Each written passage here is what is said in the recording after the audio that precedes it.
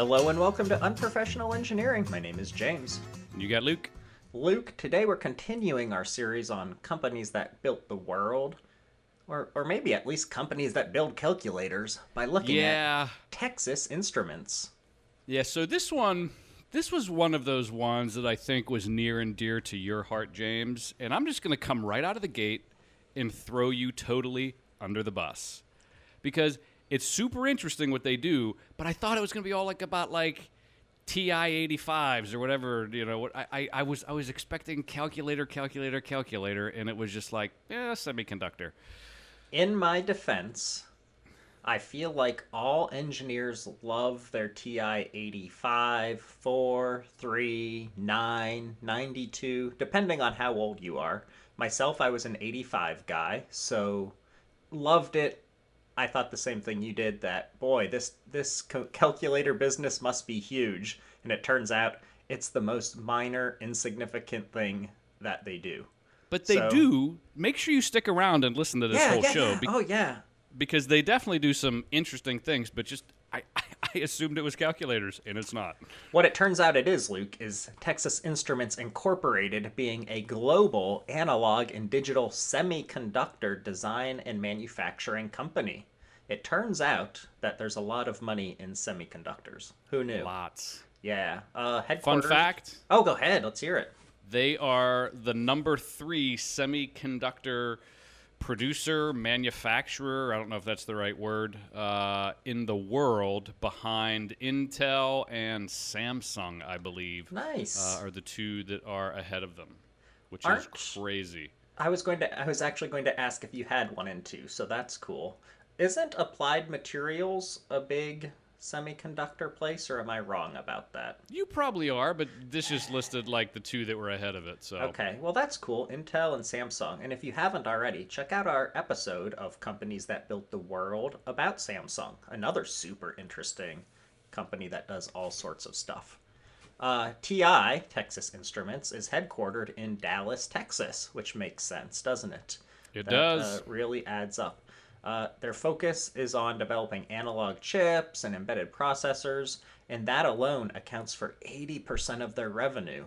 So, unlike what I thought, 80% of their revenue does not come from calculators. So, No, probably 0.8% of their revenue comes from calculators. So, just another fun fact. I got fun facts coming out my ears facts, for this man. one. So 2019, their sales were $14.1 billion. Right? That is not small. It's not small for a calculator company. At least it's just going to be like this all day, folks. 30,000 employees? I saw that 30,000 is healthy.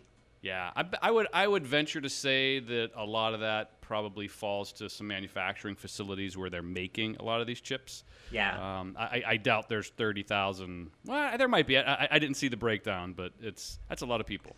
Yeah, something I saw that really kind of blew my mind in multiple ways is that the company holds 45,000 patents worldwide, which Thousand? just 45000 patents, which feels like a ton. And so I kind of went a step further, which I was very proud of myself for, and got a fun fact for you to try and put that in perspective. So 45,000 feels like a lot, right? In 2019, they received 894 U.S. patents. A lot, right? Well, IBM... you have how many? I have none, it turns out. In 2019, IBM got 9,262 U.S. patents. So maybe 45,000 isn't that many. Maybe I'm just easily impressed. Yeah. Okay, let's get into the history of this amazing company. What do you say? Where did you start at, actually? Because it's kind of a weird history at the start. Yeah, it's actually a very bizarre kind of history. So it started initially. So let me get to my stuff. So where's that? Sorry, I caught you off guard, didn't Yeah, I? you did. You did. So they were founded, and they can be traced all the way back to something called Geospatial Services. Yeah. So this was a petroleum exploration firm. So I think it was 1930 was when the company that became Texas Instruments was founded. Again, Geospatial Services. Some cat by the name of Clarence Karcher and Eugene, my father's surname, Oh, McDermott. really? Yeah, he hates it. He goes by Pete. Pete? Could you imagine growing up like in like the 60s and 70s and your name is Eugene? Yeah, that's Yeah. rough. So they're headquartered in Dallas. We talked about that. What happened was these folks did a lot of seismic. I think it's called reflection. It's some kind of technique they developed to locate oil pockets. And so that was kind of their gig for a little while. But as you know, I do. I know that you love that war kind of makes companies. I was just waiting for this. Go ahead. Yeah. So where they really started to kind of take off was World War II transformed the company into more of an electronics firm. And what they started to do, again, the global or Geospatial Services Inc., GSI, they started developing submarine detection techniques. So I guess How they were cool doing is that? they were doing like, like sonar. Yeah. so they were doing seismology stuff for like oil. I guess it's a very similar, at least in Probably. principle, to locate like an enemy submarine for the U.S. Navy. So that's where they started to get into more of the electronics. They started to work in really close collaboration with the defense technology companies and the whole defense industry, and everybody kind of starts to develop things based off of war. Then I'm going to jump all the way to 1951. Do you have stuff before that? Just a little bit of color commentary based off of what you said there. So, Shoot. like you said, in 41, they got that sweet deal with the U.S. Navy to figure out where other submarines were at. Great. Then they followed up with another gig with the Army in 1942. So, I mean, they got two giant branches of the military that's now funding their advancement, basically, which is amazing. But all of this, like, finding oil stuff, I know we've mentioned Oil City before in some of our episodes because it's Yeah. pretty close to us, and I went on a field trip there back in the day. Mm-hmm. Whenever I was researching this and I saw this like oil finding stuff, I just kept thinking about the divining rod that they claim was used in Mm-hmm. Oil City to find like the oil supplies. And I think that's basically how Texas Instrument got started was some guy walking around with a stick. Pretty sure about that. I don't think so. No. Okay, moving on. 1951. Yeah, so a couple notable names. So I mentioned Karcher and McDermott. So right about 1946, Patrick E. Haggerty joins the company. I believe he was from the U.S. Navy or on the military side of things. He actually joins the company. They formed this thing called Laboratory and Manufacturing. It was a division. That then becomes renamed into Texas Instruments in 1951, and the whole idea was they wanted to like talk about the diversification. They didn't want to be known specifically for the GSI stuff. They didn't want to be specifically known for any of the Navy stuff they were doing. They were looking to kind of make sure that they were doing more things. So this is when the name Texas Instruments was taken into consideration. I'm going to jump to, let's shoot for 1954. They developed the world's first small portable radio. I'm not sure if you That's saw pretty this. neat. Real quick, step back to 1952. They actually purchased, I guess they purchased one of those 45,000 patents to produce germanium transistors from Western Electric Company and the manufacturing arm of AT&T, so another kind of known company out there. And they bought it for $25,000 and began production the next year. And that's what really led to them being able to create this little radio, first transistor radio that you were talking about. Mm-hmm. Okay. 1958, they create the first integrated circuit. Apparently, up until then, they were non-integrated circuits. Honestly, I was going to ask you for a little clarification on that because It's that's the best definition I can give as well. it's either integrated, James, or non-integrated circuit. You know how many haters we're gonna have Oh my because gosh. I didn't do my research with the differences between an integrated and a non-integrated circuit. Jack Um, Jack Kilby was the one who invented this integrated circuit at the Central Research Lab. Kilby later won the Nobel Prize in Physics in the year 2000. So what? 42 years later for his part in the invention of the integrated circuit. How does that work? Now, if you haven't checked out our episode on the Nobel Prize, go check it out so we should know all about it. But come on, man, 42 years later? This cat Yeah. deserved one sooner than that, right? Yep. I'm with you. Okay, moving on. Actually, before we move on, Luke, how Shoot. about we take a break for a word from our sponsor? I'm assuming it's Texas Instruments, except we kind of poo-pooed them at the beginning, so they may have backed out. We said that they're very interesting, just Oh, that they very. don't focus on calculators like they should. Exactly. I Yeah. think you and I need to be on the board. We could help guide them. I agree. So Texas Instruments did not, in fact, sponsor us this episode, but we do have a shout out. Who do we got? So this one's kind of fun. So it was a previous writer who came back to us.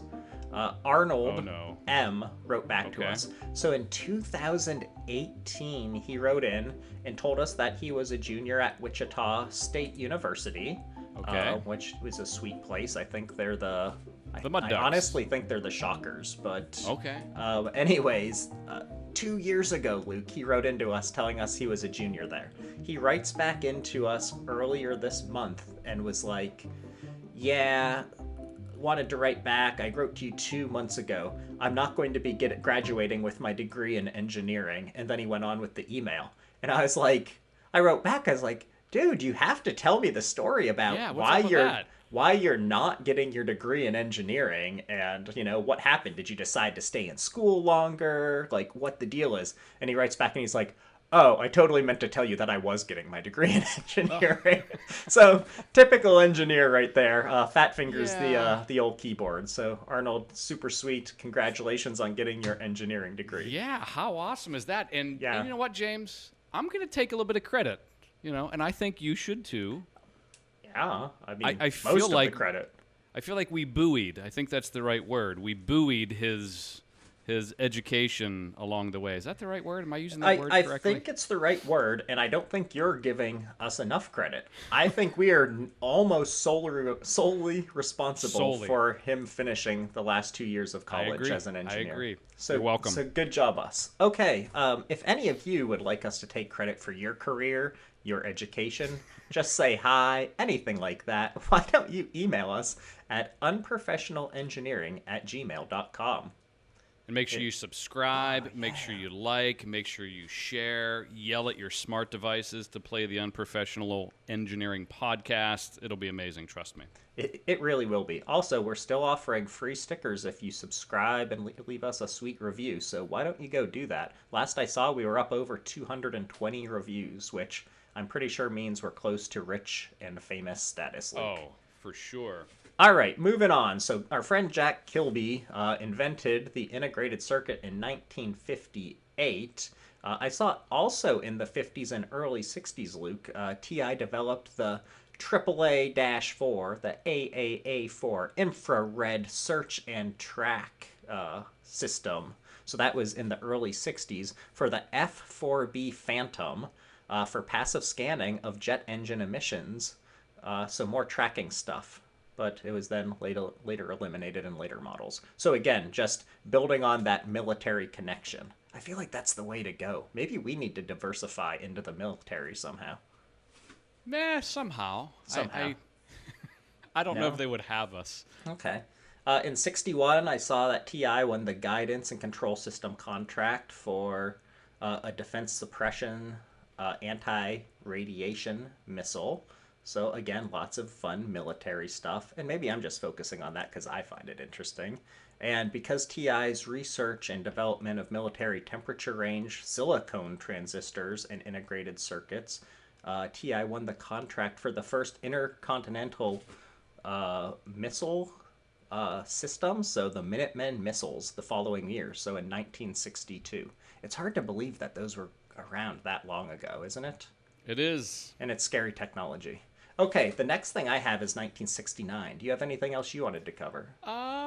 69? Yeah.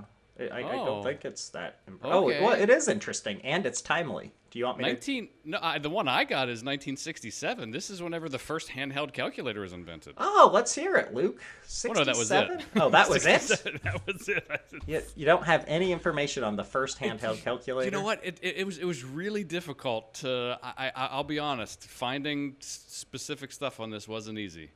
It was not easy, but I did save a whole web page about the calculators for us to talk about. Oh, so we can because do all kinds of calculator talking. I can do all. Well, yeah, it won't be valuable, but it'll be something.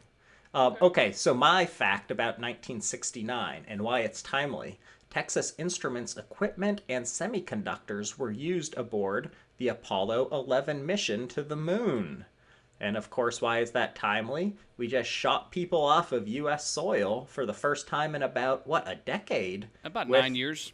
yeah, with our good friends and valuable sponsors at SpaceX, right? Our boy Elon, friend of the yeah. show. So Yeah. I saw that post you did where it was like it was it you it was Yeah. the three pictures of Super what neat. like the Apollo looked like, what the shuttles in the 80s looked like, and then and it was like it went from like a billion knobs to like a touch screen, and it was Yeah. it was amazing. And that's all semiconductors. That's all miniaturization and Yeah. which is pretty cool. Yeah, so thank you, TI. You were almost as integral in getting us to the moon as I was, so I appreciate that. I wasn't around then, Luke, so they were No, more you weren't. important. So in 1969, again, back to our friends in the military, TI won the Harpoon missile seeker contract.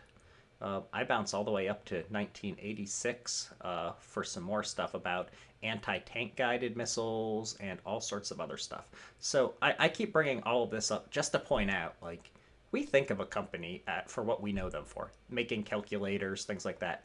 These people are making missiles that blow up tanks, they track submarines, they're going to the moon. They're doing so much stuff that I had no idea about. It's just really impressive to me. So the other thing too that is, I think, one of their most successful products. I believe the year was somewhere like 19. It was early 70s. Okay. Is the Texas Instruments Speak and Spell? Speak and spell? Don't tell me you don't know what a Speak and Spell is. Are you kidding me? Humor me and say that I don't.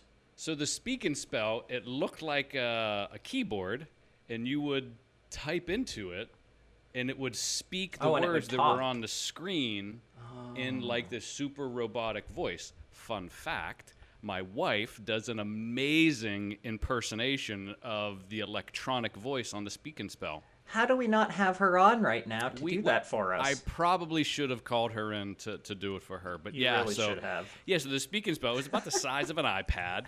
It was about an inch thick. It had a little digital display on it and the keyboard, and yeah, you would type it in, and it would spell what you spoke and vice versa. I believe it did it both Oh, directions. it did it both directions. Yeah, Okay. so yeah, Speak That's and really Spell. interesting. It reminds me of the thing as a kid, that toy where you pull the string and the arrow swings around and it lands on a farm animal, and it's like the cow says moo. Is that kind of what a speak and spell was like? No, no, not really. It was more of an educational tool, I think. Okay. Early success win story for TI. Shoot. You interested? So Very. this was way back in 1965. So my timeline's a little wonky here, but that's fine. So is the rest of our podcast. This was under a top secret government contract to monitor, and this is back to their monitoring and kind of like sonar sort of stuff. It was to monitor the Soviet Union's underground nuclear weapons testing under the ocean. So again, using something based off of the technology that they were first hired on for back in the 1940s for the submarine tracking. They were using similar technology to better understand the Soviet testing of nuclear weapons. So, again, just another completely different thing that they were doing that wasn't calculator related. Moving on to later in the 70s, I think we should take another break first, though, for this week's Luke's Rant. Okay, so I'm going to keep this pretty related.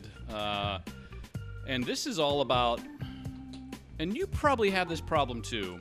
Every time you need a calculator, can you ever find a calculator? I mean, on my phone. Well, before phone calculators. So you have your TI-85, your TI whatever. So I have no idea why, and I think they designed these things like the thickness and the profile and whatever it is. I've probably lost 50 calculators in my lifetime. Either 50? Maybe, I don't know, between like going underneath the seat cushions, falling down the crack underneath the car seat. It's just, I don't know why, but every time I need a calculator, are you going to pull out a calculator you have in your drawer right now? It is not a TI-85, it's a Casio. Oh, smash that thing with a hand. But I've had it for probably 25 years. Okay, well now I feel bad about my comment. Maybe it's just me misplacing things. It still works. There you go. That's good because it's probably solar, right? It has a little solar thing on it.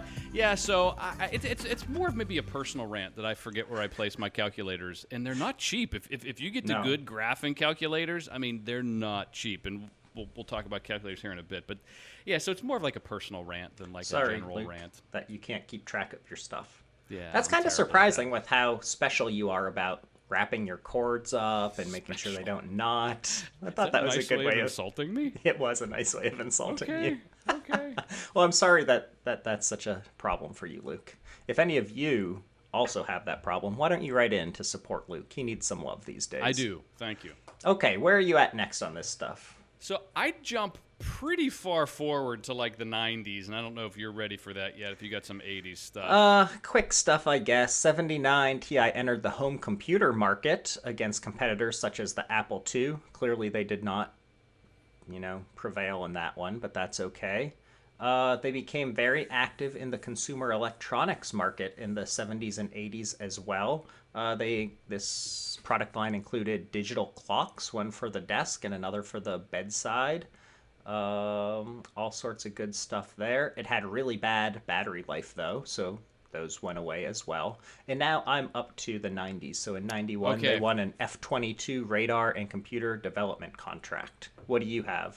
So I'm going to back up just a little bit. So the digital light processor was invented by Larry Hornbeck in 1987. And if you've ever been to a movie theater anytime recently, it always comes up with DLP. And that is I'll say the grandfather of what those projectors are that you're using nowadays. So the DLP projectors are the original DLP projectors. The pictures of these things are ridiculous. They are absolutely ginormous.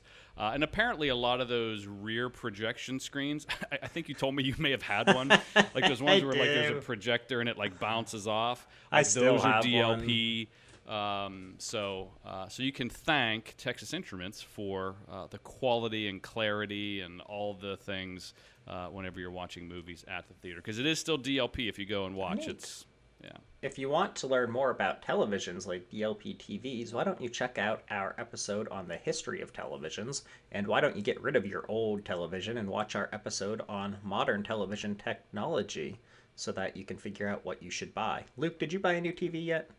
No, I didn't. Okay, fun fact. Do you know what the friends of Larry Hornby called him for his nickname? I'm not even gonna guess. I don't know either. I was just checking to see if you Larry. Larry, probably. Okay, Larry. 1997. I think they kind of wanted to get out of the defense-specific stuff. So it seemed that way. Yeah, so they sold a bunch of their defense-related stuff over to our boys at Raytheon. That's another one we should probably cover. We really should. Let me add it to the list. Yeah. So they sold those folks over, and They also, in the 90s, started to get more involved in semiconductor production, design, and manufacturing. And they even opened up facilities in China, Denmark, Israel, pretty much all over the place to build these semiconductors. That's, of course, why they're number 3 in the world. Did you see they sold their part of their business, the defense industry part, for $2.95 Ooh, billion I didn't see the dollars. price. Yeah, that's. I mean, we could probably buy that if we wanted to diversify, but I think that's a pretty sizable amount. What else do you have there? Anything else good going on? Nothing else. I mean, fun fact: over half the world's wireless phones are using Texas Instruments digital signal processors in them. And then I got some stuff on calculators. I know we want to make sure we save some time for your calculator chat. Yeah, so I'll give you two things, two more fun facts before the calculator chat. Fun fact number one, this is completely unrelated, but because I mentioned IBM previously and the number of patents that they got, Thomas Watson Jr. was the president and founder of IBM. So I assume that the Watson computer must be named after him, right? I mean, it only Guess, makes right? sense. So completely unrelated fact. But fun fact number two, which leads us into our calculator talk, Texas Instruments basically has a monopoly on the graphing calculator field. If you're an engineer, I assume you know what a graphing calculator is. If not, we'll talk about this here in a bit, but check out like a TI-85 or 89, and it's basically taking into account like sine, cosine, things like that so that you can graph out different values on your screen. And more importantly, you can do stuff like play Pac-Man. But anyways, because of owning this monopoly on the graphing calculator field, they have about 90% of the sales in that market, which is pretty nuts. Due to this, the base model specs and price haven't changed in a decade. They're like, you can't get another one, so we're not going to bother investing in this because we own you. Unless you lose them like I do and you keep on buying them. Well, you. I, yeah, I mean, I remember how expensive that was back in the day. For some Yeah. reason, I feel like I had to purchase my own. Like that might have been like one of those learn a lesson kind of things, or maybe I had to buy it during college. I don't remember, but they were expensive. Okay, calculators. Are you ready to? Do you Calculators. have any calculator talk that you had wanted to go through? The only calculator talk that I had, I found it. The very first one in 1976 was the TI-30 was the name of the very first handheld calculator that they produced in 1976. TI 30 and what? 1976. 19, at least from my extensive research. Okay, so I see lots of calculators before that, but I would not be one to call you out on something like that. I could be incorrect. That happens occasionally. Very rarely. In 72, they had the TI 2500 data math calculator. I said So, handheld. okay. This was not a handheld. It was like one of those like typey, punchy desktop versions. Okay, so Gotcha. if we're looking at handheld, it looks like in 73 they had the SR10. What one did you say they had? TI-30. TI 30. Okay, so I feel like 10 was before that, but that's fine. Numerically, that makes sense. Okay, so like every year they're coming up with a new one. So in 77, they actually had the TI Programmable 59. So it was an advanced programmable calculator that offered users 960 program steps or up to 100 memories. So that's kind of cool doing some advanced math that early on, not with pencil and paper. I could never remember how to use the memory correct on any of my calculators. Yeah, I'm sorry about that. It's a difficult function. So I see It in is. 1982 the TI-30, which was the first solar-powered slide rule calculator in TI's line to help out math and science students to eliminate all of those batteries that they had to go through. So Yeah. really what I'm interested in is let's call it 1991. Why is 1991 important to all of us engineers, near and dear to our hearts? Because the TI-81 came out in 1990. This was the first graphing calculator developed for math education that added a new visual dimension to mathematic instructions. So it made it really easy to explore functions and understand different mathematical concepts. And it had a huge display. Not really. It was like, for the time, it was huge, but I mean, right now it's laughably small, Yeah. right? Even thinking back to the ones that I had, very small. Uh, it had zoom features though, and it had a whopping Luke, 4,632 bytes of memory. So I mean that sucker was That's stacked. impressive. Yeah, so it How much did it performed cost? Did you have a cost? only $110. Not too So shabby. that's not too bad. So in 1992, and this shows just how slowly they started developing calculators at this point and like moving forward. In 1992, the TI-85 came out. I got one of Wow. those as well. I got one of those for I think my trig class, which would have been in 1998. So 6 years later, that was still basically the top of the line calculator, and I had it all through college, and it's still a well known number in their lineup. So this was a really sophisticated graphing calculator for professionals and for college math. All science and engineering students basically used this. The huge display could show 64 by 128 pixel graphs, which is pretty impressive. It stores graphs and analyzes up to 99 functions, parametric equations, and polar functions, plus a system of 9 first order equations. Whew. Do you even remember what that stuff means, Luke? I don't You don't. Okay, yeah, me at neither. all. You're going to look through. I'm not going to go through the rest of them because the TI-85 is where I stopped, and that's what I love, know, and love. But you can go through and find out more information about the 86. The 89 is another big one, and then they got into like the 91, 92, and I think they're like the titanium lines, which have a bunch more memory, and like they're just again significantly more powerful as technology grew. Do you think we probably should do a poll of some of our listeners? Do you think college kids? I imagine they're still using them, of course. But do you think that there's like an app on like an iPad? You know, if you think of the display on an iPad, like how much better that is, how much more resolution you have, the capabilities. I'm wondering if there's just because I haven't cared to look at a There must be an calculator. app. There's got to be something that does graphing, on an iPad app, and I imagine that would be, I would think a little more intuitive, a little easier than using a calculator. I don't know. So here's what I'm guessing, Luke, and I know that this wouldn't even cross your mind because of what an honest, upstanding citizen that you are.